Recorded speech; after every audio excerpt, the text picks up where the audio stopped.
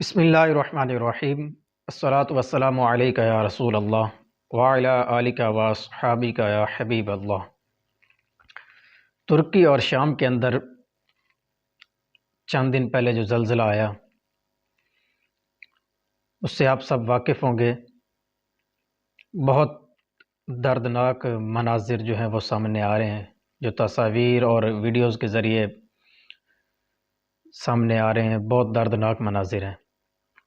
اب تک کی اطلاعات کے مطابق تقریباً 15,000 کے قریب لوگ جو ہیں وہ شہید ہو چکے ہیں۔ اسی طرح تقریباً 50,000 کے قریب لوگ جو ہیں وہ زخمی ہیں، لیکن ابھی تک لوگوں کے ملبے تلے دبے ہونے کا بھی خدشہ ہے کہ ابھی تک سینکڑوں لوگ جو ہیں وہ ملبے کے تلے دبے ہوئے ہیں۔ ہم سب سے پہلے دعا کرتے ہیں کہ اللہ تبارک و تعالی وہاں کے مسلمانوں کی آزمائش دور فرمائے اور انہیں اس مصیبت سے نجات عطا فرمائے۔ تو اس موقع پر الحمدللہ عز و جل آپ کی پیاری تحریک دعوت اسلامی جو ہے وہ اس کام میں بڑھ چڑھ کر حصہ لے رہی ہے، اور دعوت اسلامی کی مرکزی مجلس شورا کے رکن حاجی عبدالحبیب عطاری صاحب جو ہیں وہ اس وقت جو زلزلہ متاثرین ہیں ان کے درمیان موجود ہیں۔ اور پہلے دن ہی جب یہ حادثہ پیش آیا تھا تو حاجی عبدالحبیب عطاری صاحب جو ہیں وہ پہنچ گیا تھے الحمدللہ۔ اور دعوت اسلامی کا جو شعبہ FGRF ہے یہ امت کی خیر خواہی کے لیے الحمدللہ مصروف عمل ہے، آپ دیکھ بھی رہے ہوں گے۔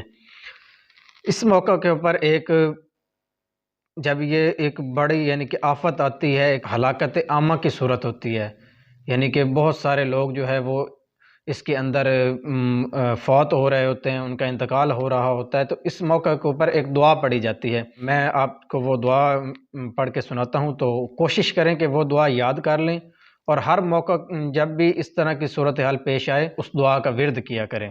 اللہم لا تقتلنا بغضبک ولا تہلکنا بعذابک وعافنا قبل ذلک۔ اے اللہ، ہمیں اپنے غضب سے نہ مار دینا اور ہمیں اپنے عذاب سے ہلاک نہ کرنا، اور اس سے پہلے ہمیں عافیت دے دینا۔ یہ دعا جو ہے ہر ایسے موقع کے اوپر اس کا ورد کیا جائے، انشاءاللہ اللہ پاک کرم کرے گا۔ اور اللہ پاک کی بارگاہ میں دعا ہے کہ اللہ تبارک و تعالی جو ہے وہ ترکی اور شام کے مسلمانوں کو اس آزمائش سے نجات عطا فرمائے، اور جو مسلمان اس کے اندر شہید ہو گئے ہیں ان کی مغفرت فرمائے۔ یہی وقت ہوتا ہے، اور آپ کی دعوت اسلامی الحمدللہ اس کے اندر بڑھ چڑھ کر حصہ لے رہی ہے، اور آپ جیسا کہ دیکھ بھی رہے ہوں گے، ڈاکٹر اقبال کا شعر ہے نا کہ چبھے کانٹا جو کابل میں تو ہندوستان کا ہر پیر و جواں بے تاب ہو جائے۔ الحمدللہ دعوت اسلامی اس کا عملی مظاہرہ پیش کر رہی ہے۔ یہاں پہ پاکستان کے اندر دنیا کے کسی کونے کے اوپر مسلمانوں کو کوئی مشکل پیش آتی ہے، جیسا کہ ابھی ترکی کی مثال لے لیں، شام کی مثال لے لیں، تو الحمدللہ آپ کی دعوت اسلامی اپنے مسلمان بہن بھائیوں کی امداد کے لیے پہنچ جاتی ہے۔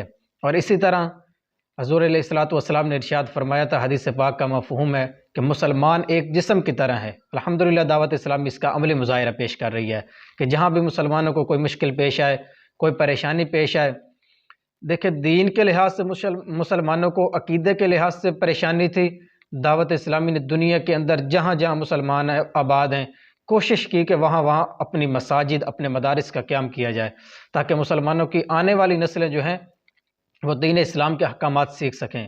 ایون کہ آپ UK اور یورپ کے اندر دیکھیں، آسٹریلیا کے اندر دیکھیں، دور دراز دنیا کے ممالک کے اندر دعوت اسلامی نے اپنے مراکز قائم کیے ہوئے ہیں۔ اسی طرح جب کوئی دنیاوی آفت پیش آتی ہے، سیلاب ہوتا ہے، آپ نے پچھلے دنوں دیکھا ہوگا کہ پاکستان کے اندر ایک سخت ترین سیلاب آیا جس کے اندر بہت زیادہ مالی اور جانی نقصان ہوا، تو الحمدللہ آپ کی پیاری تحریک دعوت اسلامی اس کے اندر پیش تھی۔